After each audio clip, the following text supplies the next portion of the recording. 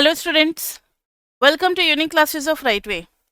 आज बच्चे stats to की क्लास हम लोग स्टार्ट करने वाले हैं। और स्टैट्स वन में हम लोगों ने 5.2 तक किया था डिवोर्स से, और दूसरी बुक भी थी, हॉक की भी बुक थी। इस बार तीन तीन बुक है हमारे सिलेबस में।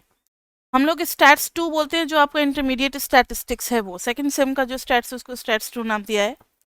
और इसमें हम लोग स्टार्ट तो करेंगे 5.3 से, लेकिन कई सारे बच्चे जो स्टैटिस्टिक्स को इजी समझ लेते हैं, क्योंकि स्टार्टिंग में उन्होंने प्रोबेबिलिटी पढ़ा होता है, टाइम निकल जाता है, फिर उन्हें लगता है कि ट्यूशन ज्वाइन करने का क्या फ़ायदा है, कॉलेज में अगर ढंग से नहीं पढ़ा है तो उनके पास अच्छी खासी नॉलेज नहीं होती है। तो हम आपको बता दें कि स्टैट्स टू स्टार्ट करने से पहले आपको बायनोमियल का पता होना चाहिए, पॉइसन का पता होना चाहिए, नॉर्मल डिस्ट्रीब्यूशन का पता होना चाहिए, यानी चैप्टर 3 और चैप्टर 4 ये अच्छे से आना चाहिए। 1 और 2 नहीं आता है कोई प्रॉब्लम नहीं है, लेकिन 3 और 4 आना चाहिए, क्योंकि उन्हीं का यूज़ है।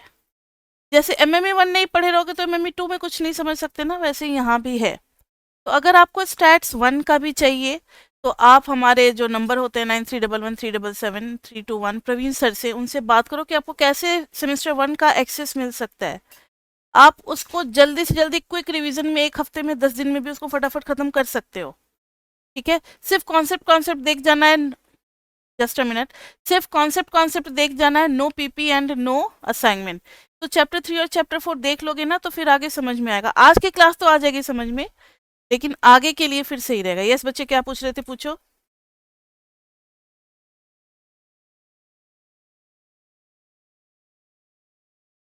तो may be he might be busy in other classes ना, तो जैसे ही वो फ्री होंगे तो फिर आपको रिप्लाई चला जाएगा। ठीक है, तो वेट करना होता है। सब लोग बिजी होते हैं तो, लेकिन 24 घंटे के अंदर में तो रिप्लाई चला ही जाएगा। जब भी देखेंगे सोने से पहले तो एक बार मैसेज देखते हैं और एक बार सपोर्ट करके देखते हैं, तो आपको चला जाएगा मैसेज। ठीक है, तो आप टेंशन मत लो। और अगर कोई भी क्वेरीज होती है तो आप बेझिझक उसी नंबर पे करो। जब आप एडमिशन लोगे तो आपको मेरा नंबर मिल जाएगा, तो फिर आप मेरे नंबर पर भी कर सकते हो। तो आज हम लोग सैम्पलिंग स्टार्ट कर रहे हैं। आज के क्लास में तो चलो मैनेज कर लेंगे, लेकिन चैप्टर 6 होगा, 7 होगा, इवन 5.4 जो सेक्शन होगा और 5.5 लीनियर कॉम्बिनेशन, उसके लिए 4 चैप्टर का आना बहुत जरूरी है, नॉर्मल डिस्ट्रीब्यूशन। तो 5.3 तो चलो अभी हम लोग कर रहे हैं आज, लेकिन 5.4 में आने से पहले चैप्टर 4 आप रिवाइज करके एक बार रेडी रहोगे। ठीक है बच्चे, चलो आज स्टार्ट करते हैं हम लोग सैम्पलिंग 5.3 डिवोर्स से। सैम्पलिंग में जाने से पहले आपने चैप्टर 1 में भी पढ़ा होगा, एक बार फिर से हम आपको बता दें कि हम लोगों को, मान लो अगर कोई फैक्ट्री लगानी है, सपोज करो अगर फैक्ट्री को दिल्ली में लगाना है और हम सिर्फ दिल्ली के कस्टमर को ही टारगेट कर रहे हैं, तो हमारे लिए यूनिवर्स हो जाएगा दिल्ली।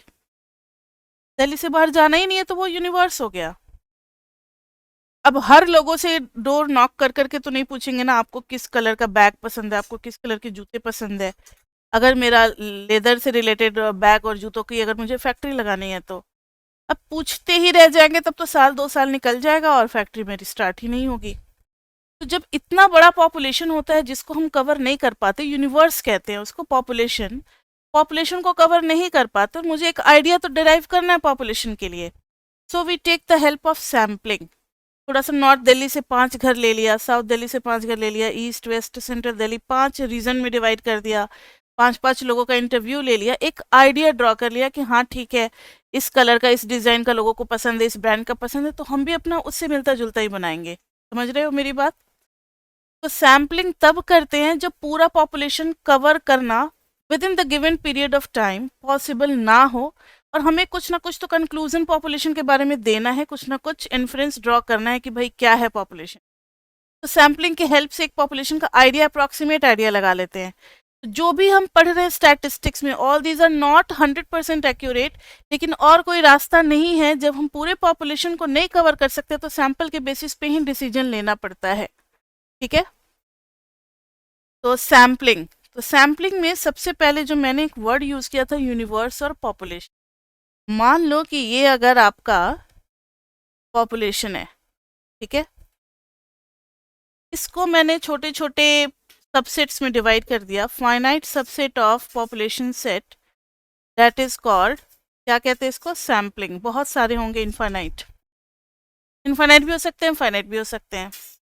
हर सैंपल का अपना मीन होगा, x1 बार, x2 बार, x3 बार, x4 बार, ये बस समझाने के लिए dot dot dot dot dot. हर सैंपल का अपना स्टैंडर्ड डेविएशन भी होगा, S1, S2, S3, S4, S5। ठीक है, ये सब सैंपल के स्टैंडर्ड डेविएशन, ये आपने चैप्टर 1 में जरूर पढ़ा होगा, सैंपल स्टैंडर्ड डेविएशन। और सैंपल स्टैंडर्ड डेविएशन का फॉर्मूला मैंने आपको बताया था। पहले तो मीन का फॉर्मूला आपको पता है, समेशन x बाई n, जो भी सैंपल का साइज होगा उसे डिवाइड कर देंगे। स्टैंडर्ड डेविएशन सैंपल का standard deviation equal to root under summation x minus x mean का होल स्क्वायर अपॉन में n माइनस 1। अब ये n माइनस 1 क्यों, n क्यों नहीं, इसका प्रूफ हम लोग चैप्टर 6 में पढ़ेंगे। ठीक है, चैप्टर 6 में इसका प्रूफ है, और वो हर 1-2 साल पे क्वेश्चन आ जाता है आपके पेपर में। स्टैटिस्टिक्स में फिर भी कुछ क्वेश्चन रिपीट करेंगे डेरिवेशंस टाइप के, लेकिन एमएमई में तो नहीं करता। 5-10% स्टैटिस्टिक्स में रिपीट कर सकता है, लेकिन उसमें भी फिगर बदल देते हैं, टाइप फिक्स्ड होता है। यहाँ देखो, तो सैंपल का स्टैंडर्ड डेविएशन ये आपने चैप्टर 1 में पढ़ा हुआ है फॉर्मूला, n-1 से हम लोग डिवाइड करते हैं। अब पूरे पॉपुलेशन की अगर बात करें, पूरे पॉपुलेशन की, तो पूरे पॉपुलेशन के मीन को, इसको हम लोग कहते हैं सैंपल मीन। कौन सा नोटेशन यूज किया, x बार। पॉपुलेशन सैंपल स्टैंडर्ड डेविएशन के लिए क्या यूज किया, s। पॉपुलेशन मीन के लिए यूज करते हैं हम लोग म्यू। क्या यूज करते हैं, म्यू। और म्यू को लिखते हैं एक्सपेक्टेंसी ऑफ x, जो आप पढ़ते चले आए हो चैप्टर 3 और चैप्टर 4 में। एक्सपेक्टेंसी ऑफ x वही पॉपुलेशन मीन को रिप्रेजेंट करेगा। और पॉपुलेशन स्टैंडर्ड डेविएशन को सिग्मा से रिप्रेजेंट करते हैं। किससे रिप्रेजेंट करते हैं, सिग्मा से। सिग्मा का फॉर्मूला हो जाएगा summation x minus x mean का होल स्क्वायर अपॉन में n, जो भी सैंपल साइज, जो भी पॉपुलेशन साइज होगा, कैपिटल N, और रूट अंडर। दोनों में फर्क है, सैंपल में n-1 और पॉपुलेशन में n। सैंपल में n-1 और पॉपुलेशन में n। तो ये थोड़ा बहुत आपको आइडिया होना चाहिए पहले से। और जब आप x बार की एक्सपेक्टेड वैल्यू देखते हो, एक्सपेक्टेड वैल्यू मतलब अगर ऐसे ही सैंपल को बड़ा करते रहे और एक दिन पॉपुलेशन के साइज का सैंपल हो जाए, तो उसकी वैल्यू क्या होगी, expected value for the population, that is your mu. मतलब सारे x बार जो हैं उनका एक्सपेक्टेंसी म्यू तक जाने का है। तो एक टर्म यूज करते हैं हम लोग, x bar is an estimator of population mean mu. ये सब अभी आपको बहुत टफ लैंग्वेज लग रहे होंगे, लेकिन आदत हो जाएगी, सुनते सुनते ना आदत हो जाएगी और बाद में इजी लगेगा। अगर किसी चीज की एक्सपेक्टेंसी पॉपुलेशन वैल्यू की तरफ जा रही है, तो वो कहलाएगा एस्टिमेटर ऑफ पॉपुलेशन पैरामीटर। यहाँ पे सैंपल पैरामीटर कौन सा है, बता सकते हो मुझे, x बार। पॉपुलेशन पैरामीटर क्या है, म्यू। तो सैंपल पैरामीटर वाले को एस्टिमेटर बोलते हैं, दिस इज पैरामीटर। तो अब लैंग्वेज आपको सोच समझ करके यूज करना है, इसको बोलेंगे एस्टिमेटर। चैप्टर 6 पूरा का पूरा इसी चीज पे डिटेल में, थ्योरेटिकल चैप्टर है, तब हम लोग डिटेल में पढ़ेंगे, अभी थोड़ा बहुत आइडिया ले लेते हैं। And this is called parameter बोले तो पॉपुलेशन की वैल्यू को पैरामीटर बोला जा रहा है। ठीक है, अब एक्सपेक्टेंसी ऑफ s स्क्वायर, ये भी हमें पॉपुलेशन के वेरिएंस की तरफ लेता जाएगा। सो s स्क्वायर मतलब सैंपल का जो वेरिएंस है वो एक एस्टिमेटर हो गया, किसका, पॉपुलेशन के वेरिएंस का। सो s square is an estimator of population variance is represented by sigma square। अभी सिर्फ आपको इन्हीं दोनों एस्टिमेटर के बारे में पढ़ना है, और भी डिफरेंट टाइप के एस्टिमेटर्स होते हैं, डिटेल में पढ़ेंगे चैप्टर 6 में। अभी सिर्फ यही दो बातें आपको याद रखनी है। अब इसके साथ सैंपल डिराइव करना सीखेंगे, सैंपल बनाना सीखना है हमें, इसके ऊपर क्वेश्चन आता है। ये जो करने जा रहे हैं इसको मैंने पहले ही ट्रिपल स्टार दे दिया। जो टॉपिक बहुत ज़्यादा इंपॉर्टेंट होगा ना एग्जामिनेशन पॉइंट ऑफ व्यू से, उसके लिए हम लोग पहले ही आपको अलर्ट कर देंगे ताकि आप अपना कंसंट्रेशन लेवल बढ़ा लें। अब जो टॉपिक करने जा रहे हैं डिराइविंग सैंपल फ्रॉम पॉपुलेशन, इस टाइप का क्वेश्चन आता है, 10 मार्क्स का क्वेश्चन आता रहा है हमेशा आपके पेपर, तो यहाँ पर ध्यान दें।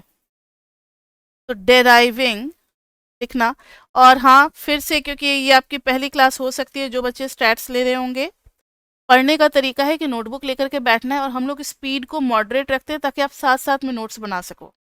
साथ साथ में नोट्स बना लोगे तो वीडियो दोबारा देखने का प्रेशर आपके ऊपर नहीं रहेगा, और जब चीज़ें आ जाती है नोटबुक में ना, तो रिवीजन 5 मिनट में भी हो सकता है, 2 मिनट में भी हो सकता है, 10 मिनट में भी हो सकता है। जरूरी नहीं कि आपको 1 घंटे का वीडियो देखना पड़े, क्योंकि टाइम बहुत कम है बच्चों के पास, उसी में कॉलेज भी जाना है, उसी में सब कुछ मैनेज करना है, हेल्थ वेल्थ सब देखना है, ट्यूशन भी करना है, सेल्फ स्टडी भी करना है, और कुछ बच्चे तो सोसाइटी भी ज्वाइन किए रहते हैं, ठीक है, फ्रेंड्स वगैरह सब कुछ है, एक सोशल मीडिया का कॉर्नर भी अब ऐड हो गया है, सब कुछ करना है। तो टाइम थोड़ा बचाना सीखो और स्मार्टली पढ़ना सीखो। तो उसके लिए है कि जब आप अभी टाइम दे ही रहे हो मेरे साथ 1 घंटा 1.5 घंटा, इसी में क्यों ना साथ में नोट्स बना लिया जाए, ठीक है।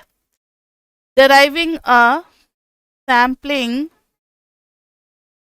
डिराइविंग अ सैम्पलिंग डिस्ट्रीब्यूशन। आपके पास रीडिंग तो है ना, सभी बच्चे रीडिंग निकाल लें, सभी बच्चे रीडिंग निकाल लें, और रीडिंग में निकालना है आपको पेज नंबर 215।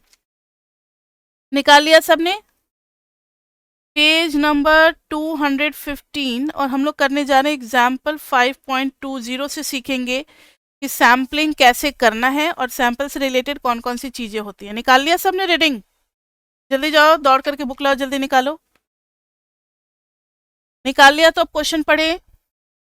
देखो, a certain brand of MP3 player comes in 3 configurations. MP3 excuse me, MP3 जो है वो 3 कैटेगरी की आ रही है, 3 कॉन्फ़िगरेशन के साथ। Model with 2 GB of memory costing $80।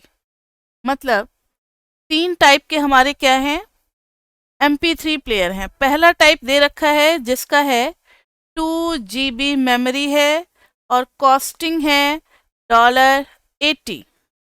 दूसरा है 4 GB जिसका कॉस्ट है कितना, आप लोग भी देखते रहना, कहीं अगर कुछ गलत होगा तो मुझे टोकना। And an 8 GB version with a price tag of 8 GB भी है, मतलब 3 मेमोरी टाइप के हैं और 3 अलग अलग कॉस्टिंग भी की हुई है। If 20% of all purchaser choose the 2 GB model, 2 GB model purchase करते हैं 20% कस्टमर, यानी एक 2 GB का MP3 प्लेयर जो है वो बिकेगा, सेल होगा, इसकी प्रोबेबिलिटी है 0.2। अगर 20% कस्टमर डिमांड कर रहे हैं 2 GB वाला MP3 प्लेयर, यानी एक सिंगल MP3 प्लेयर के सेल होने का चांस है 0.2, दैट इज प्रोबेबिलिटी। आगे पढ़ो। ऑफ ऑल द परचेजर, ठीक है, 30% choose the 4 GB model and 50% choose the 8 GB model. तो कितना कितना प्रोबेबिलिटी हो गया, 0.3, और यहाँ हो गया 0.5, पूरा हो गया ना 100। अब ध्यान से सुनना मेरी बात, आगे पढ़ते हैं question. Then the probability distribution of the cost, किसका प्रोबेबिलिटी डिस्ट्रीब्यूशन किया है, कॉस्ट का किया है। यानी यहाँ हमारे लिए क्या ज्यादा इंपॉर्टेंट है, मेमोरी का कॉन्फ़िगरेशन इंपॉर्टेंट है या कॉस्ट का कॉन्फ़िगरेशन इंपॉर्टेंट है, जल्दी बताओ मुझे। हाँ, तो हम किस पे ज्यादा फोकस करेंगे, कॉस्ट पे फोकस करेंगे। तो कॉस्ट बन जाएगा हमारा रैंडम वेरिएबल, ध्यान से सुनो, कॉस्ट बन गया रैंडम वेरिएबल। अब इन्होंने जो प्रोबेबिलिटी दे रखी थी 0.2, वो तो 2 GB वाले MP3 प्लेयर की दे रखी है, कॉस्ट की तो नहीं दी हुई है। लेकिन 2 GB वाला MP3 प्लेयर जो है वो उसका सेल होना, उसका सेलेक्ट होना, या फिर $80 कॉस्ट सेलेक्ट होना, both are the same thing. एक ही इवेंट के दो पहलू है ना, एक ही इवेंट के दो पहलू हैं। तो चाहे आप 2 GB मेमोरी वाला MP3 प्लेयर चूज करो या फिर $80 कॉस्ट आप पे करो, दोनों की प्रोबेबिलिटी सेम होगी क्योंकि दोनों एक ही इवेंट से जुड़े हुए इंफॉर्मेशन है। इसलिए इसी x की प्रोबेबिलिटी हम लोग मान लेंगे MP3 प्लेयर परचेज करने की प्रोबेबिलिटी को कॉस्ट का ही प्रोबेबिलिटी मान लेंगे। समझ में आई बात? ये बहुत इंपॉर्टेंट बात मैंने बताया। दोनों एक ही इवेंट के दो अलग अलग इंफॉर्मेशन है, प्रोबेबिलिटी लेकिन सेम होगी। अब 4 GB का भी प्रोबेबिलिटी आ गया सबका। आगे पढ़ो question. Suppose on a particular day only 2 MP3 players are sold.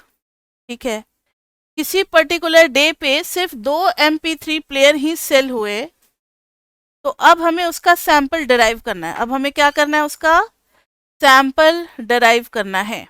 आगे पढ़ो। Let x1 the revenue from the first sale. अच्छा, तो अभी भी हमें कॉस्ट पे ही रहना है। पहले का जो रेवेन्यू है वो पहला एलिमेंट हो जाएगा सैंपल का, और दूसरा एलिमेंट हो जाएगा revenue from the second. Suppose that x1 and x2 are independent. बहुत बढ़िया। अगर इंडिपेंडेंट है, इसका मतलब हो गया p x1 x2 का हो जाएगा p x1 into p x2, क्योंकि इंडिपेंडेंट है। तो जब जॉइंट प्रोबेबिलिटी निकालना होगा तो दोनों की जो अलग अलग प्रोबेबिलिटी है उसको हम मल्टीप्लाई कर देंगे। आगे पढ़ते हैं। ये बहुत ज़्यादा घुमा रहे हैं ना, हम लोग सीधा काम करना शुरू कर देते हैं। इनका लैंग्वेज पढ़ेंगे तो बहुत कंफ्यूज हो जाएंगे। ठीक है, अब देखो जरा। अभी जो हमारे पास इंफॉर्मेशन है तो हम पॉपुलेशन कहते हैं। क्या कहते हैं? पॉपुलेशन। मतलब हमारे पास 3 टाइप के हैं ही MP3 प्लेयर। तो आप एवरेज कॉस्ट निकाल लो। 3 टाइप का ही कॉस्ट है ना आपके पास, 80, 100, 120। तो एवरेज कॉस्ट के लिए एक्सपेक्टेंसी का फॉर्मूला क्या होता है? Summation x into P x. Chapter 3 से पढ़ते चले आ रहे हैं। तो x इंटू पी एक्स करेंगे तो 80 इंटू 0.2 कितना हो जाएगा? 0.2 से मल्टीप्लाई करेंगे 80 को तो कितना हो जाएगा? 80 टू जा 160 3 हो जाएगा ना।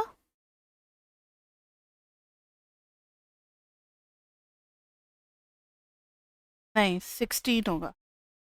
8 टू जा 16, 16 होगा। 16 30 को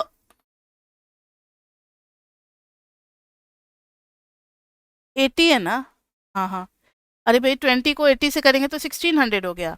फिर 2 प्लेसेस ऑफ डेसिमल है तो यहाँ पुट करेंगे तो 16 हो गया। ज़्यादा दिक्कत होती है ना तो कैलकुलेटर से कर लिया करो। अब देखो 100 इंटू 0.3, तो 0.3 को 100 से करेंगे तो डेसिमल उड़ जाएगा, 30 हो जाएगा। And next one is 50% of 120 यानी कि 60 ऐड करना। This is your population mean. Mean कितना आ गया? 60, 90 और 106 आ गया पॉपुलेशन मीन। इसको कहीं स्टोर कर लो क्योंकि हमें बाद में मैच करना पड़ेगा, इसकी ज़रूरत पड़ेगी हमें। ठीक है, पॉपुलेशन मीन की ज़रूरत पड़ेगी कंपेयर करने के लिए। अब हमें चाहिए पॉपुलेशन का स्टैंडर्ड डेविएशन, पॉपुलेशन का वेरिएंस भी चाहिए। वेरिएंस का फॉर्मूला आपको याद है? Variance of x is equal to expectancy of x square minus expectancy of x का होल स्क्वायर। तो यहाँ देखो x square into P X, तभी तो आएगा ना एक्सपेक्टेंसी ऑफ x स्क्वायर। तो जरा निकालना x into P x already है हमारे पास, हमें ज़्यादा मेहनत करने की ज़रूरत नहीं है। 1 मिनट। हाँ, x इंटू पी एक्स है, बस x के साथ इसको मल्टीप्लाई कर देना है, वो अपने आप x square into P x हो जाएगा। मल्टीप्लाई करो तो 80 को 16 से,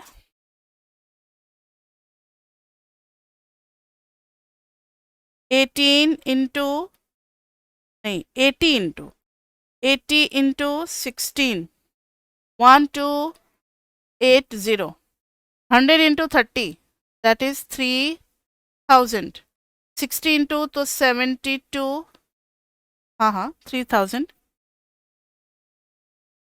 क्या हुआ? x के साथ मल्टीप्लाई कर रहे हैं ना, 30 को इसके साथ मल्टीप्लाई कर रहे हैं तो 2 जीरो और नहीं लग जाएगा।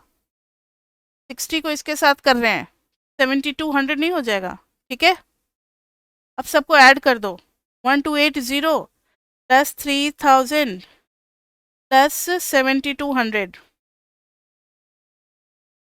Is equal to 11480। अब इसको पुट कर दो यहाँ पर। Expectancy of X square is 11480 minus 106 का whole square. This is actually में एक्सपेक्टेंसी ऑफ एक्स। अभी सिर्फ पॉपुलेशन का काम कर, अभी सैम्पलिंग स्टार्ट नहीं हुआ, अभी सैम्पलिंग करेंगे इसके बाद स्टार्ट। 11480 माइनस ब्रैकेट में मेरे पास साइंटिफिक कैलकुलेटर है 106 का square bracket close is equal to 244 is equal to 244। This is variance of X यानी पॉपुलेशन का वेरिएंस। तो आप इसको भी कहीं स्टोर कर लो। किस तरीके से स्टोर कर लो? ये पॉपुलेशन का वेरिएंस है। पॉपुलेशन का काम खत्म, पॉपुलेशन का मीन और पॉपुलेशन का वेरिएंस निकाल लिया। अब सैंपल डिराइव करेंगे। ध्यान से सुनो, एक बार फिर से मुझे टेबल बनाना पड़ेगा क्योंकि वो काफ़ी पीछे चला गया। देख देख के सैंपल बनाने में दिक्कत होगी। x इज इक्वल टू है हमारे पास 80, 100, 120 और px दे रखा है 0.2, 0.3, 0.5। वही कॉस्ट है और उसकी प्रोबेबिलिटी है। क्वेश्चन में साफ साफ दिया हुआ है कि हम सैंपल निकाल रहे हैं और रिपीटेड लेने से मना नहीं किया है। कहीं भी नहीं लिखा हुआ है कि एक ही कस्टमर या दो कस्टमर जो है वो सेम टाइप का MP3 प्लेयर नहीं परचेज करेंगे, कर सकते हैं। तो देखो जरा, सैंपल सैंपल जिसको हम लोग रिप्रेजेंट कर रहे हैं x1 और x2 से। सैंपल का हेडिंग बना लिया। नेक्स्ट है P(x1, x2) P(x1, x2). ठीक है, पहले तो ये निकालेंगे। सैंपल बनाना शुरू करें। देखो कैसे सैंपल बनाना है। पहला सैंपल बनेगा 80 और 80 का। ठीक है, let x1 is equal to the revenue from first sale and x2 is equal to revenue from the second one. तो पहले वाले से भी अगर 80 आ जाता है, दूसरे वाले से भी 80 आ जाता है, तो वो ये फर्स्ट सिचुएशन होगी। ऐसा हो सकता है कि पहला वाला 80 और दूसरा वाला क्या 100, क्योंकि तीन ही टाइप है। ऐसा हो सकता है कि पहला वाला 80 और दूसरा वाला कितना 120। अब 80 फर्स्ट के साथ तीन ऑप्शन तो हो गए। अब किसके साथ स्टार्ट करेंगे सैंपल में? 100 के साथ, कि फर्स्ट वाला 100 हो और सेकेंड वाला 80 हो जाए। अब आप कहोगे कि मैम 80 और 100 और 80 क्या दोनों सेम नहीं है? नहीं है बच्चे, क्योंकि इसमें ऑर्डर इंपॉर्टेंट है। साफ साफ दिया हुआ है x1 is sale from the first MP3 player and x2 is sale from the second MP3 player. ये नहीं लिखा हुआ है कि x1 and x2 are revenue from 2 MP3 players, ऐसे नहीं दिया हुआ है। फर्स्ट और सेकेंड इंपॉर्टेंट है। तो यहाँ पर फर्स्ट से 80 हो रहा है और यहाँ सेकेंड से 80 हो रहा है, तो दोनों डिफरेंट है। 80 100 या फिर 100 80, ये दोनों डिफरेंट है, सेम नहीं है, इसलिए सबको लिखेंगे। 100 के साथ 80 हो गया, अब 100 के साथ 100 हो गया, 100 के साथ 120 हो गया। नेक्स्ट आ गया 120 के साथ 80, फिर आ गया 120 के साथ 100, फिर आ गया 120 के साथ 120। इससे ज़्यादा सैंपल बनेगा ही नहीं, इससे ज़्यादा सैंपल बनेगा ही नहीं। तो टोटल कितने सैंपल बन गए? 3 3 6 3 9, 9 सैंपल बन गए। एग्जाम में क्वेश्चन आता है तो वहाँ पर आपको ध्यान देना होता है कि कभी कभी लिखते हैं sampling is repetition is not allowed. अगर रिपीटेशन अलाउड नहीं होगा तो तीन इसमें से हट जाएंगे, 80 80, 100 100 और 120 120 वाला, ये तीनों हट जाएगा। ठीक है, अब प्रोबेबिलिटी की बात आ रही है। तो प्रोबेबिलिटी का फॉर्मूला हो जाएगा बच्चे P(x1) इंटू P(x2), क्योंकि इंडिपेंडेंट क्वेश्चन में गिवन है। तो 80 80 का मतलब है P(x1) इज 0.2 और P(x2) इज ऑल्सो 0.2। तो 0.2 इंटू 0.2, ये समझ लो बहुत बढ़िया से। 0.2 इंटू 0.2 कितना हो गया? 0.04। सेकंड के लिए 80 और 100 की प्रोबेबिलिटी यानी 0.2 इंटू 0.3 कितना आ गया 0.06। थर्ड वाले के लिए बताओगे आप 80 इंटू 120 का कितना हो जाएगा 0.10 है ना, 10 आ गया 0.10। फिर 100 और 80 के लिए 0.3 इंटू 0.2 ये आ गया 0.06। नेक्स्ट है 100 के लिए 0.3 इंटू 0.3 आ गया 0.09। अब डायरेक्टली लिख देते हैं 100 और 120 0.3 और ये तो 0.15। 120 और 80 के लिए 120 और 80 के लिए 0.10। 120 और 100 के लिए तो फिर ये हो गया 0.15। 120 120 के लिए तो 0.5 इंटू 0.5 0.25 आ गया हमारा प्रोबेबिलिटी। अब पहला पार्ट जो ये पूछेंगे क्वेश्चन में, पहला पार्ट जो इनका होता है वो होता है फाइंड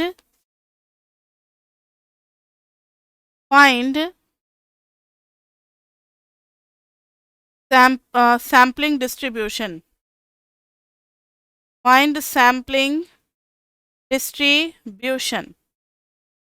और दूसरा होता है verify that expectancy of x bar is equal to mu expectancy of s square is equal to sigma square.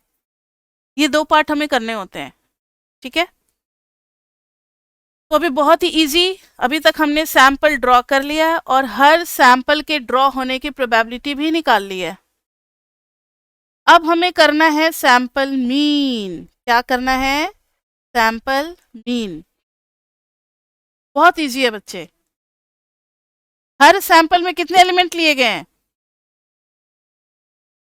Her sample में कितने एलिमेंट लिए गए हैं जल्दी बताओ।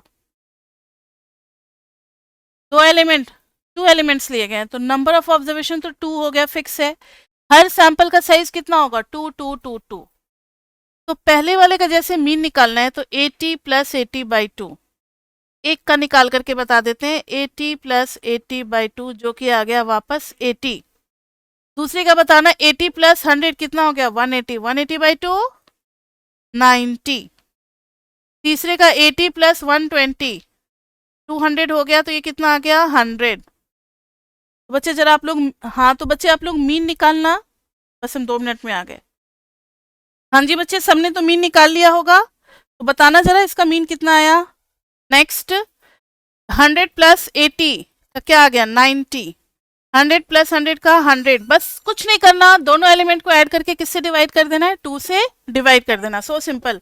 इसका आ गया 110, इसका आ जाएगा आपका 90, इसका आ जाएगा 110, इसका आ जाएगा 120। बहुत सिंपल। अब फिर से वही बात, यस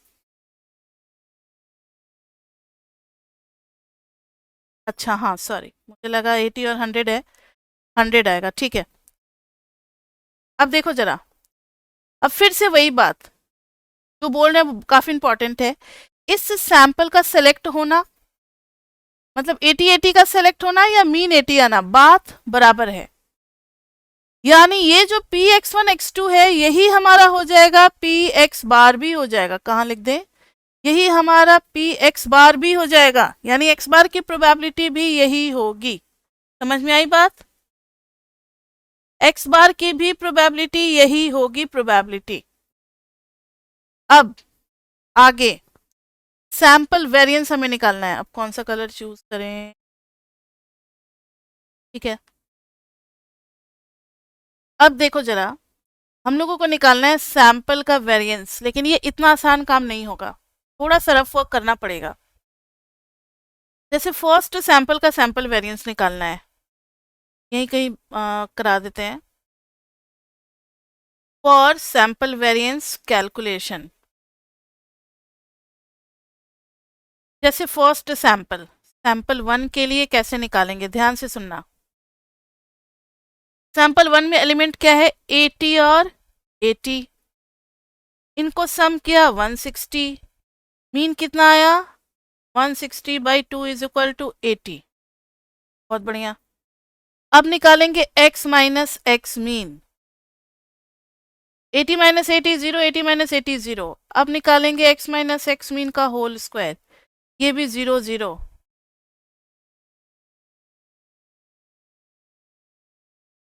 ये भी 0 0। सबका सम करेंगे x माइनस एक्स मीन का होल स्क्वायर का, ये भी 0। अब वेरिएंस का फॉर्मूला हो जाता है summation x minus x mean का whole square upon n minus 1। यहां पर हो जाएगा summation x minus x mean का होल स्क्वायर, और सैंपल का साइज कितना है 2, तो 2 माइनस 1। ये हो जाएगा summation x minus x mean का होल स्क्वायर अपॉन 1, जो कि 0/1 इज इक्वल टू क्या आ गया 0। पहला वेरिएंस सैंपल का आ गया 0। अभी आपको भले ही बहुत बड़ा लग रहा है लेकिन निकालना बहुत इजी है, रफ में बहुत छोटा छोटा कैलकुलेशन होगा। अभी तो मैंने पूरा समझाया है, इसलिए पूरा एक्सप्लेन भी किया है, ठीक है। तो देखा आप लोगों ने कि किस तरीके से सैंपल का वेरिएंस निकला। x माइनस एक्स मीन करना है हमें, और फिर उसका स्क्वायर भी करना है और उसका सम करना है। सम करने के बाद फॉर्मूला जो है वो सैंपल के वेरिएंस का लाना है, तो उसमें नीचे में n माइनस 1 आएगा। Summation x minus x mean का whole square upon n minus 1, तो ये आ जाएगा 2 माइनस 1 यानी कि 1। 0 ही आ गया पहला।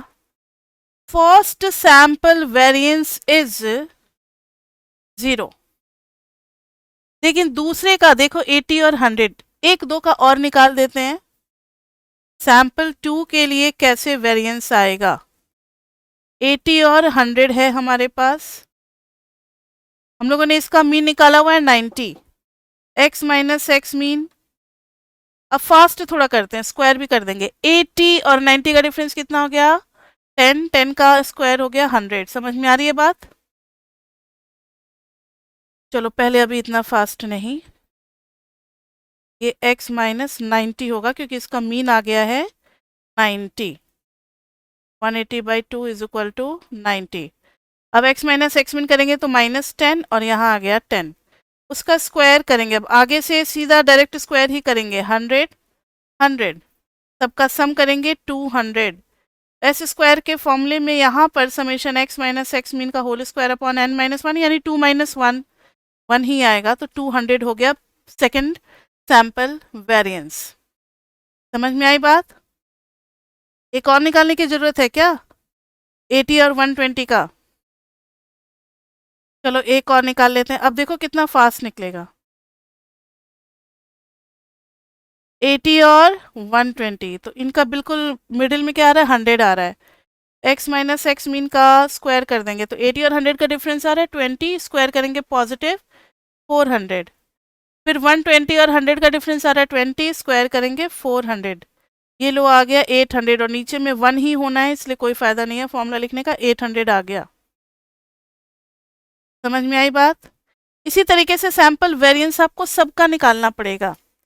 सैंपल वेरिएंस तो मैंने निकाल रखा है, तो लिख देते हैं 200 0 200 800 200 एंड 0। अब ध्यान से सुनना, फिर से एक इंपॉर्टेंट बात बता रहे हैं। इस सैंपल का होना happening of this sample is equal to happening of this mean is equal to happening of this variance. तीनों इवेंट एक ही साथ हो रहे हैं, एक ही इवेंट तो है, तीनों अलग अलग कहाँ है। तीनों के लिए सेम प्रोबेबिलिटी बार बार यूज होगा। समझ में आई बात। अब थोड़ा इंपॉर्टेंट चीज, इसलिए मैंने स्क्रीन को छोटा कर दिया। अब हमें डिस्ट्रीब्यूशन निकालना है, तो ध्यान से देखना। डिस्ट्रीब्यूशन निकालना है, मैंने मीन और फिर उसका पी एक्स बार दोनों निकालना है। मीन पे जरा ध्यान दो, स्क्रीन इतना छोटा फिर भी दिख रहा होगा। मीन 80 एक जगह है क्या, ये देखो 80, और कहीं है 80 नहीं है, एक ही बार आया 80, और उसके होने की संभावना 0.04 है। सो राइट डाउन 0.04 80 के सामने। 80 के बाद आ रहा है 90, लेकिन 90 यहाँ भी आ रहा है यहाँ भी आ रहा है, बस दो ही जगह आ रहा है।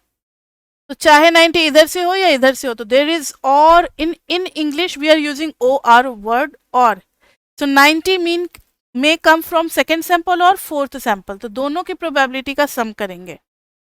तो 0.06 यही है ना, दोनों का सम करेंगे तो 90 के होने की, मतलब 90 मीन सैंपल मीन आने की प्रोबेबिलिटी है 0.12। 90 के बाद अब है 100। एक मिनट थोड़ा सा साफ सुथरा करने तो बहुत ज़्यादा ये हो गया है। 100, तो 100 यहाँ भी आ रहा है, यहाँ भी आ रहा है और यहाँ भी आ रहा है, तीन तीन जगह आ रहा है। किसको किसको ऐड करना है, देखो येलो से शेड कर रहे हैं। 100 के सामने ये है, दूसरा ये है, तीसरा ये है, तीनों का सम करो तो 0.29 आ जाएगा, आएगा 0.29। तो 100 के सामने 0.29। अभी और कोई बचा हुआ है क्या? यस, अभी तो 110 भी रहता है। 110 110 दो ही जगह है ना, कंफर्म कर लो, बिल्कुल सही है। 0.15 0.15, 110.30, लास्ट है 120। 120 तो एक ही जगह है बच्चे, 0.25। यही कहलाता है, बस इतना ही सा टेबल कहलाता है डिस्ट्रीब्यूशन ऑफ मीन, बस। तो अगर खाली क्वेश्चन ध्यान से पढ़ना, अगर खाली डिस्ट्रीब्यूशन ऑफ मीन दिया हुआ है पेपर में, तो बस मीन निकालेंगे और उनकी प्रोबेबिलिटी लिख देंगे एक टेबल में, that will be distribution table for mean. अब हमें एक्सपेक्टेंसी ऑफ मीन निकालनी है, क्योंकि बी पार्ट में बोला है वेरीफाई करने के लिए। बी पार्ट में बोला है वेरीफाई करने के लिए, देखो तो जरा कहाँ लिखा था मैंने क्वेश्चन।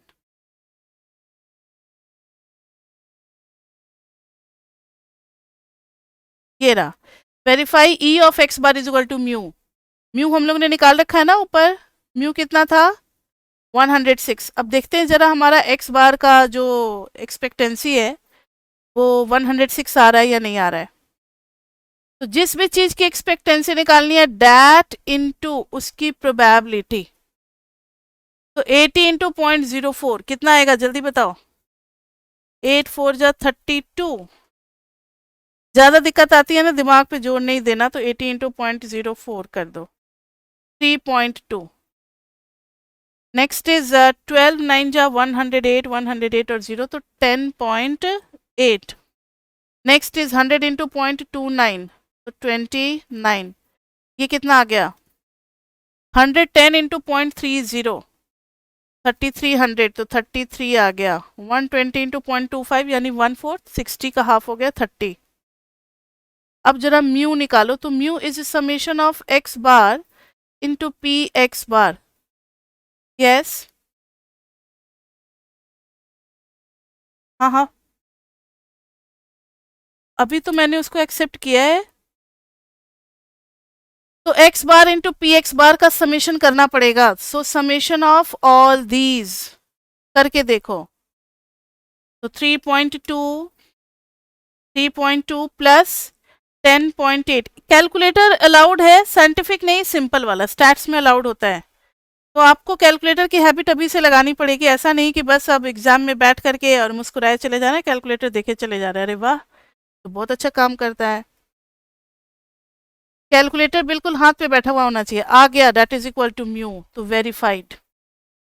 वेरीफाइड कि हाँ, जब भी हम सैंपल मीन का एक्सपेक्टेंसी निकालेंगे तो वो क्या देगा, हमें पॉपुलेशन मीन देगा। समझ में आई बात ये सभी को? अब ये जो भी हमने डिस्ट्रीब्यूशन मीन के लिए किया है, अब यही डिस्ट्रीब्यूशन हमें किसके लिए करना है, सैंपल वेरिएंस के लिए भी करना है। बहुत ही पेशेंस के साथ इस एग्जाम्पल को देखा जाता है। ये एक अकेला एग्जाम्पल 5.3 का है, ये एग्जाम्पल खत्म, 5.3 खत्म। पूरा 5.3 सेक्शन में इसी एक एग्जाम्पल के थ्रू हर बातें हमें समझ लेनी है, ठीक है। इसलिए कोई घबराने वाली बात नहीं है, चल रहा है चलने दो इस एग्जाम्पल को आराम आराम से। ये एग्जाम्पल खत्म, 5.3 सेक्शन खत्म, आज की क्लास भी खत्म, इसलिए आराम आराम से देखो। तो ये वेरीफाइड हो गया। नेक्स्ट है, अब हम लोग करेंगे एस स्क्वायर का। अब वेरिएंस का डिस्ट्रीब्यूशन बनाएंगे। वेरिएंस देखना जरा बच्चे, वेरिएंस कितने टाइप के हैं। एक तो वेरिएंस की वैल्यू है 0 0 0, तीन जगह है, तो हमें तीन प्रोबेबिलिटी का सम करना पड़ेगा। रुक जाओ थोड़ा सा साफ सुथरा करने दो। ये 0.04 था ना, किसका किसका सम करना पड़ेगा, देखो तो। ये प्रोबेबिलिटी 0 के सामने, ये है 0 के सामने और ये है 0 के सामने, 1 2 3, तीनों का सम करो। 0.04, 0.09 और 0.25 कितना हो जाएगा? 0.04 और 0.0994 13, 0.13 तो 0.38 हो जाएगा। जीरो के सामने में 0.38 सही है। अब दूसरा एस स्क्वायर 200, 200 यहाँ भी है, यहाँ भी है, यहाँ भी, अरे चार चार जगह हो गया 200 तो।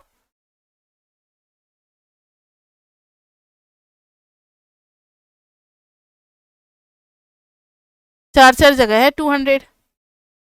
200 के सामने सामने देखो 0.06, 0.06, 0.15, 0.15। तो रूल्ड शीट ही आपको एग्जाम में मिलता है और आप जगह छोड़ छोड़ करके बिल्कुल फ्री होकर के लिखना ताकि कंफ्यूजन ना हो, किसी और को ऐड ना कर देना। तो 0.6 हो गया, 0.12 हो गया और 0.3 तो 0.42 हो गया। 200 की प्रोबेबिलिटी हो गई 0.42। नेक्स्ट 200 हो गया, 0 हो गया। अब 400 है, नहीं है, 800 आ रहा है। 800 बस दो ही जगह है तो 0.10, 0.10। 800 के सामने में आ रहा है 0.20। समझ में आई बात? तो ये हो गया डिस्ट्रीब्यूशन फॉर सैंपल वेरिएंस। अगर बोलेगा तो बस इतना ही करना है, हमें यही टेबल बना करके छोड़ देना है। लेकिन यहाँ पर क्वेश्चन में बी पार्ट भी है। कहाँ गया बी पार्ट? तो क्वेश्चन मैंने आगे लिखा है, verify E of S square is equal to variance. तो सामने सामने कॉपी करने के लिए फिर से वापस यहाँ चले आए। अब हमें निकालना है s square into p of S square निकालेंगे। S square into p of S square, तो 0 इंटू दिस 0। 200 इंटू 0.42 कितना आएगा? 42 टू जा होता है 84 और 0.20 को उड़ा देगा तो 84। 8 टू जा 16 और 30 तो 160। तीनों का सम करेंगे 48642 आ गया। तो expectancy of S square is equal to 244, जो कि हमारा पॉपुलेशन का वेरिएंस है। देखना चाहोगे? ये देखो, ये रहा पॉपुलेशन का वेरिएंस जो हमने स्टार्टिंग में निकाला था 244। तो मैंने तो बगल में लिखा है क्योंकि मुझे देख करके कॉपी करना था। आपको ऐसे बगल में भी लिख सकते हो या फिर इन सब के बाद यहाँ भी आप लिख सकते हो, यहाँ भी ठीक है, टेबल बना करके लिख सकते हो। तो ये एक कंप्लीट क्वेश्चन था बच्चे, इसमें इससे ज़्यादा नहीं आता है। इसमें बनाने को तो 4-5 पॉइंट भी बनाया जा सकता है। Find population mean find population variance, जो कि हमने जो भी इंफॉर्मेशन दिया रहता है उसी से निकल जाता है, पॉपुलेशन मीन और पॉपुलेशन वेरिएंस। उसका से सैंपल डिराइव करना होता है। सैंपल 2 का बनाना है, 3 का बनाना है, पढ़ लेना रिपीटेशन अलाउड है या नहीं है। अलाउड का तो नहीं लिखा रहता है, अगर रिपीटेशन मना किया जाता है तो वो सेंटेंस जरूर मेंशन करते हैं। अगर कुछ नहीं लिखा हुआ है तो रिपीटेशन इज अलाउड, आप रिपीटेशन कर सकते हो। तो आपने सैंपल बनाना है, फिर सैंपल की प्रोबेबिलिटी निकालनी है। इंडिपेंडेंट हमेशा ही होता है सैंपल का एलिमेंट, तो मल्टीप्लाई करके निकलेगा। अगर इंडिपेंडेंट नहीं होगा तुम कर ही नहीं पाएंगे क्वेश्चन ना, फिर कहाँ से लाएंगे प्रोबेबिलिटी? डिपेंडेंट के लिए तो अलग फॉर्मूला हो जाएगा, पी ए बाई बी, उस तरीके से। तो यहाँ पर इसलिए इंडिपेंडेंट होगा ही होगा, क्वेश्चन में गिवन होगा। एक्स बार निकालना है, मीन एस स्क्वायर निकालना है। टाइम तो लगता है, अभी आपको बहुत इजी लग रहा होगा, लेकिन कितना टाइम लग गया वो देखो। उसके बाद से मीन का निकाला, तभी तो 10 नंबर में भी आता है। मीन निकाला, प्रोबेबिलिटी ऑफ मीन निकाल लिया हम लोगों ने, वो ऐड कर करके, फिर एक्सपेक्टेंसी ऑफ मीन निकाला हम लोगों ने। उसी तरीके से वेरिएंस भी निकाल सकते हैं और वेरिएंस की एक्सपेक्टेंसी भी निकाल सकते हैं, और वेरिफिकेशन भी हो जाएगा, सैम्पलिंग डिस्ट्रीब्यूशन भी हो गया। ठीक है। अब ऐसा ही एक और क्वेश्चन है, 5.20 तो हो गया। अब आप अपने बुक में आ जाओ। अब बुक पढ़ोगे ना तो समझ में आएगा कि ये लोग कर क्या रहे हैं। 5.21 एक एग्जाम्पल है, इसको भी अभी हम लोग करेंगे 5.21 को। लेकिन उसके बाद से जो है ये पेजेस नहीं है हमारे कोर्स में, सिमुलेशन एक्सपेरिमेंट और 5.22 ये सब नहीं है, 5.23 नहीं है। ठीक है, तो लास्ट बस इसमें दो ही एग्जाम्पल हमें करने हैं, 5.20 और 5.21। तो 5.20 में किसी को कुछ पूछना है या आ गया समझ में? सैंपल कैसे बनाना है, क्वेश्चंस को ध्यान से पढ़ना, उसमें लैंग्वेज काफ़ी इंपॉर्टेंट होता है कि किस टाइप का सैंपल डिराइव करना है, सैंपल का मीन, सैंपल का वेरिएंस, प्रोबेबिलिटी, फिर expectancy of sample mean, expectancy of sample variance. Question पढ़ करके पता लग जाएगा कि क्या निकालना है, बहुत ज़्यादा घुमा करके क्वेश्चन इसका होगा नहीं, स्ट्रेट वे क्वेश्चन हो। चलो सैंपल डिराइव करना ये वाला तो हो गया। एक और है एग्जाम्पल 5.21। आप लोगों ने बच्चे 5.1 और 5.2 जिन्होंने पढ़ा होगा उन्हीं को ये समझ में आएगा example 5.21।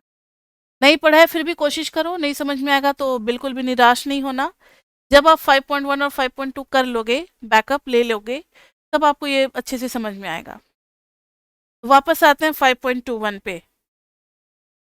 Service time for a certain type of bank transaction is a, मतलब एक बैंक है, आप इमेजिन करो एक बैंकिंग सिस्टम का एक यूनिट है बैंक, उसमें दो टाइप के सर्विस टाइप जो है, दो टाइप के दिए जा रहे हैं कस्टमर को। अच्छा नहीं, अभी ये नहीं मेंशन किया है, सर्विस टाइम दिया जा रहा है कस्टमर को। Random variable having an exponential distribution with parameter lambda. तो टाइम जो है वो फॉलो कर रहा है एक्सपोनेंशियल डिस्ट्रीब्यूशन, टाइम फॉलोज। अब एक्सपोनेंशियल डिस्ट्रीब्यूशन हमने कहाँ पढ़ा है? चैप्टर 4 में पढ़ा है। अब जिन्होंने नहीं पढ़ा है उनको इसका डिस्ट्रीब्यूशन ही नहीं समझ में आएगा। तो 3 और 4, 5.1, 5.2 इतना तो बच्चे आपको रिवाइज करना पड़ेगा।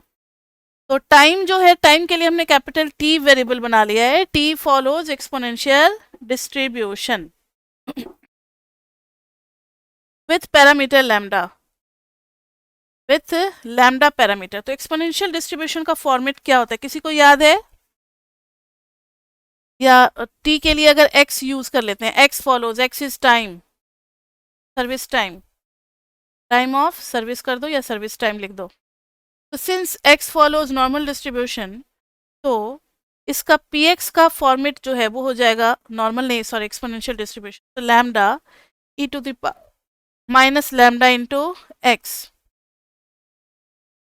ठीक है, माइनस लैम्डा इंटू एक्स। यही हो गया इसका फॉर्मेट एक्सपोनेंशियल का, एक्सपोनेंशियल का यही फॉर्मेट होता है। अब क्वेश्चन पढ़ो। सपोज, सेकंड सेंटेंस पे आते हैं। Suppose x1 and x2 are service time for two different customers. दो फ्रेंड्स जा रहे हैं ए और बी, ए को मिल रहा है x1 टाइम, तो बी को मिल रहा है x2 टाइम। अच्छा, आप जब जाते हो किसी भी मोबाइल पे, सर्विस सेंटर पे या कहीं भी, तो आप देखते हो कि जब तक जो वहाँ पे जो भी ऑफिशियल्स हैं वो जब डील कर रहे होते हैं कस्टमर को, तो अगर एक कस्टमर में 2 मिनट लग रहा है तो भी बड़े आराम से उनको हैंडल करते हैं। 10 मिनट लग जाए तो भी नेक्स्ट कस्टमर को वेट ही करना होता है, क्योंकि जब तक उसका इशू सॉल्व नहीं होगा नेक्स्ट कस्टमर को वो लेंगे ही नहीं। कभी कभी तो किसी किसी कस्टमर में आधा घंटा लग जाता है, सिम चेंज करना है, एप्लीकेशन लगाना है, ये फोटोस्टेट, आधार कार्ड, बहुत ज़्यादा फॉर्मेटिंग हो जाता है तो आधा आधा घंटा लग जाता है, तो नेक्स्ट कस्टमर को वेट करना होता है। इसलिए 4 to 5 वहाँ पे जब भी आप जाते हो कस्टमर केयर पे, तो 4-5 टेबल होते हैं और सब इंटरटेन कर रहे होते हैं कस्टमर को। तो देखना कभी कभी आपको बहुत ज़्यादा देर वेट करना पड़ जाता है। तो यहाँ भी वही सिचुएशन होने वाला। आगे पढ़ते हैं। x1 and x2 are service time for two different customers assumed independent of each other, मतलब एक दूसरे पे डिपेंडेंट नहीं है। Consider is total service time T naught. अच्छा, यहाँ पर टोटल वेरिएबल आ गया, T naught is equal to x1 plus x2 for two customers also statistic. ठीक है, ये भी एक स्टैटिस्टिक है, ये भी एक रैंडम वेरिएबल बन गया। The C D F of T naught is, C D F हमें खुद निकालना है, ठीक है, सी डी एफ हमें। तो पहला क्वेश्चन बनता है find C D F for T naught, ये हम लोग खुद निकालेंगे। पहला क्वेश्चन बनता है find C D F for T naught. चलो करते हैं इसको। C D F of T naught तो निकलेगा, पहले पी डी एफ तो निकाल लो। पी x1 x2 का फॉर्मूला क्या होगा?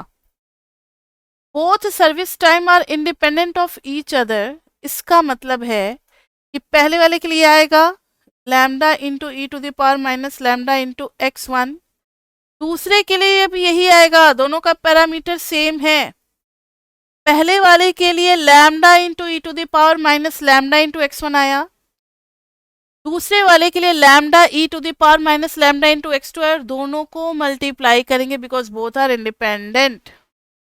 डिपेंडेंट में दोनों की प्रोबेबिलिटी आपस में मल्टीप्लाई हो जाती है। ये चीज चैप्टर 6 में भी यूज होगा, जब MLE method maximum likelihood estimator निकाल रहे होंगे तब भी यूज करेंगे। अब देखो तो जरा, ये आ गया हमारा दोनों का मल्टीप्लीकेशन।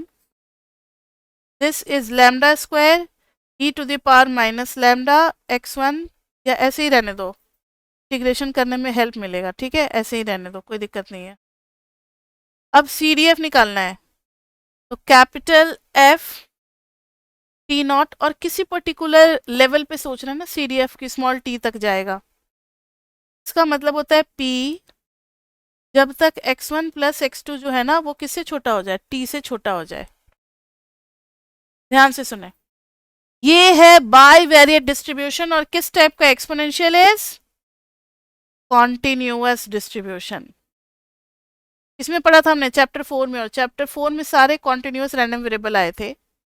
तो एक्सपोनेंशियल रैंडम वेरिएबल जो है ये कॉन्टिन्यूअस होता है, तो इसमें समेशन से बात नहीं बनेगी, हमें क्या करना पड़ेगा, इंटीग्रेशन।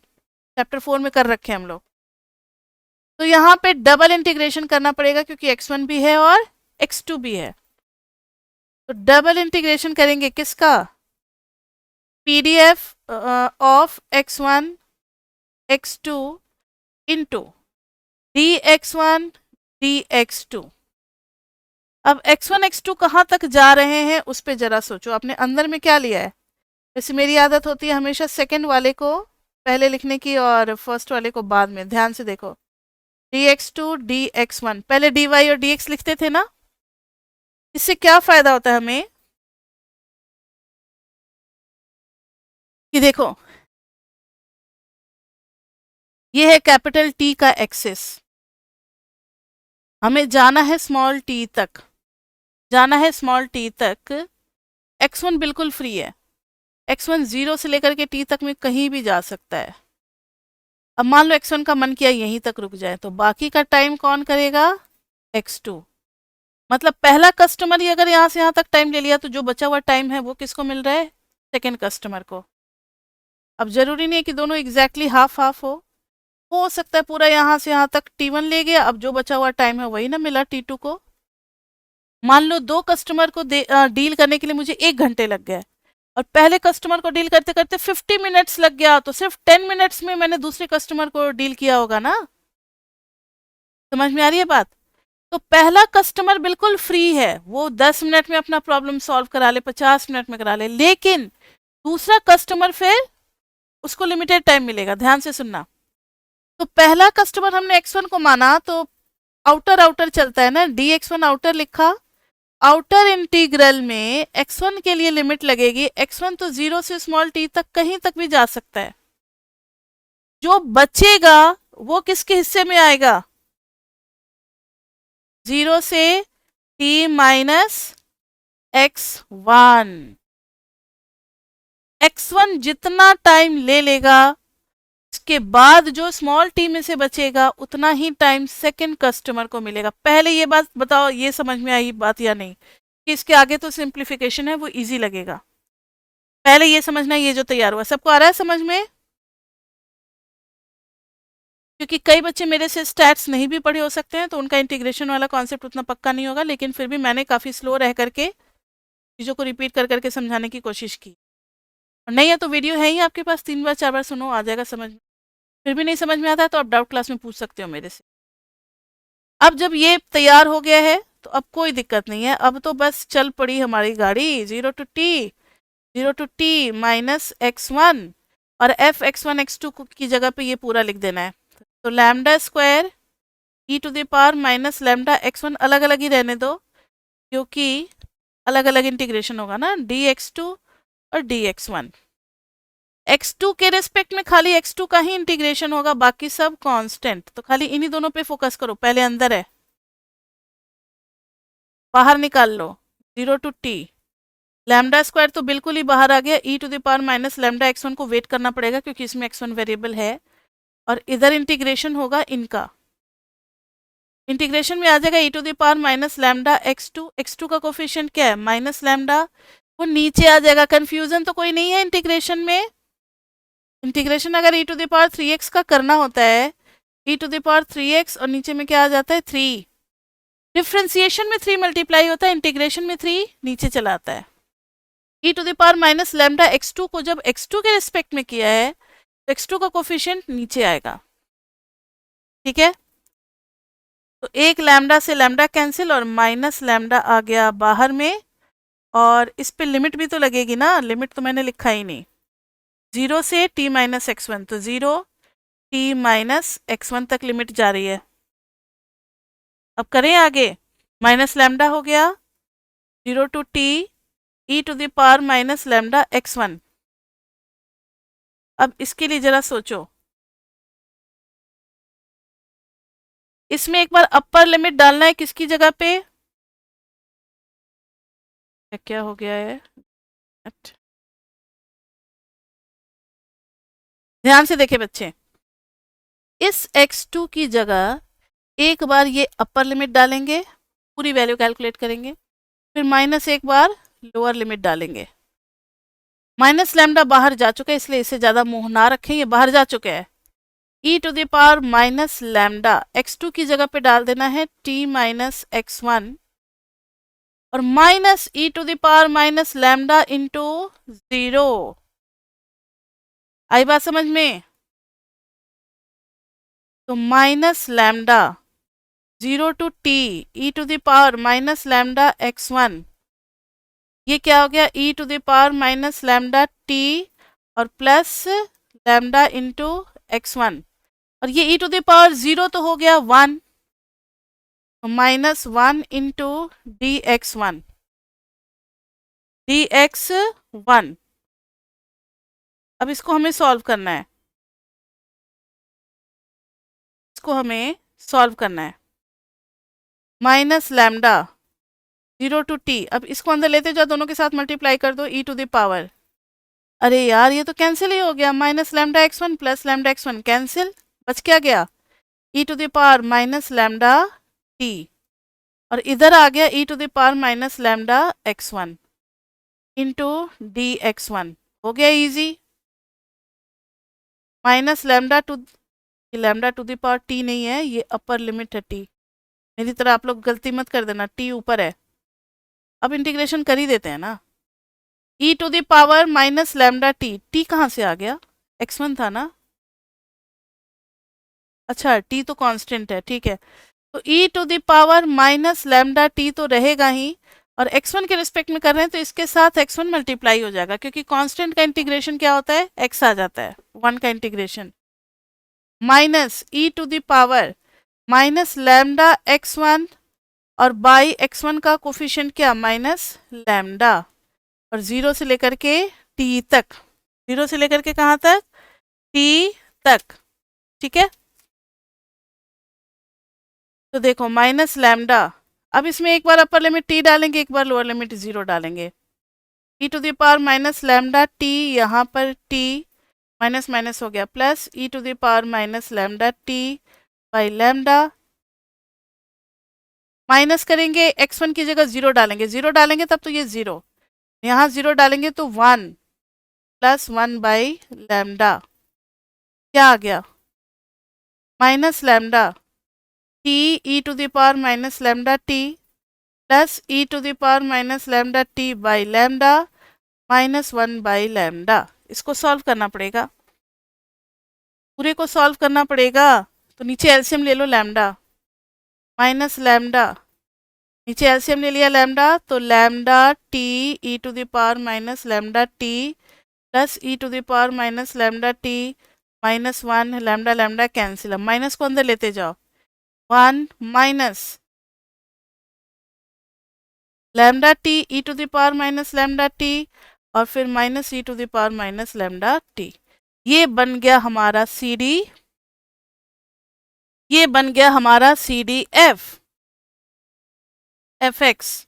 ठीक है, या ऐसे भी लिखते हैं एफ टी नॉट और टी, एक्सक्यूज मी।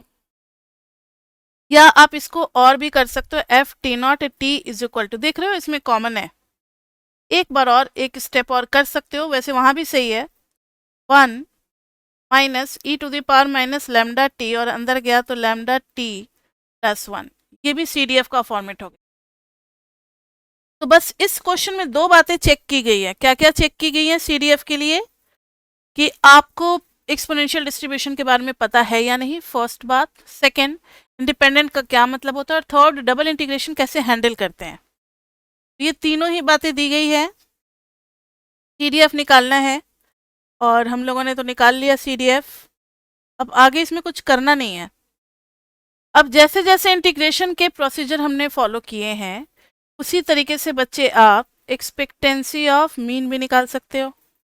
कैसे निकालोगे, तो मीन के लिए x1 expectancy of x1 plus x2 by 2 कर दोगे, यानी double integration x1 plus x2 by 2 into जो भी था हमारा f ऑफ x1 x2, बाकी सब कुछ सेम रहेगा, dx टू dx1, ये कहाँ से कहाँ तक जाएगा, 0 से t, ये जाएगा 0 से t माइनस कहाँ तक जाएगा, t माइनस x2 तक। x1 कहाँ, x1 फ्री है तो t माइनस x1 तक जाएगा, सॉरी t माइनस x1 तक जाएगा। ठीक है, समझ में आई बात या नहीं, बस इसमें इस चीज से मल्टीप्लाई करना है, क्योंकि एक्सपेक्टेंसी जिसकी निकालनी है उसी से मल्टीप्लाई करना पड़ेगा ना, तो एक्सपेक्टेंसी ऑफ मीन आ जाएगी। उसके बाद बहुत बड़ा काम होगा, ये असाइनमेंट हो जाएगा। एक्सपेक्टेंसी ऑफ अगर एक्स स्क्वायर निकालना है तो डबल इंटीग्रेशन, और ये तो बहुत बड़ा हो जाएगा, इतना बड़ा नहीं करना, हम लोगों को वेरिएंस निकालना है ना। ठीक है, हाँ, वेरिएंस ऑफ एक्स बार अगर चाहिए तो फिर एक्सपेक्टेंसी ऑफ एक्स बार का होल स्क्वायर चाहिए होगा, और फिर माइनस एक्सपेक्टेंसी ऑफ एक्स बार तो अभी निकाला ही है, इसका होल स्क्वायर माइनस कर देंगे।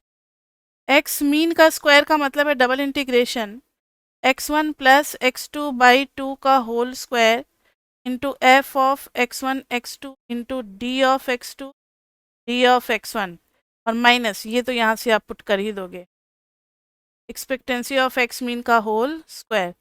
भले ही टाइम लगेगा, लेकिन आपको बता दें कि एक्सपेक्टेंसी ऑफ एक्स बार कितना आएगा, 1 बाई लैम्डा आएगा, and this will be 1 by,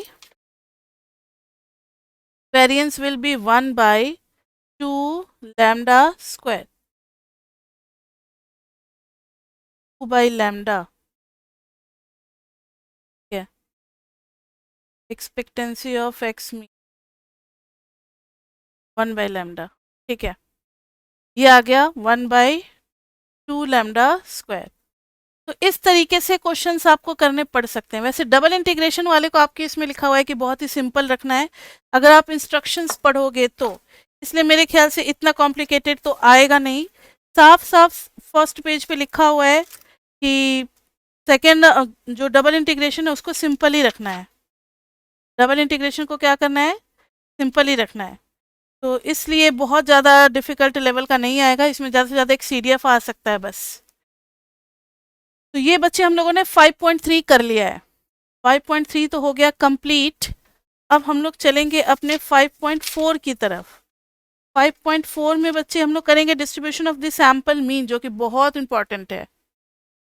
तो क्लास 2 में हम लोग करेंगे 5.4 और डिवोर्स से ही करेंगे।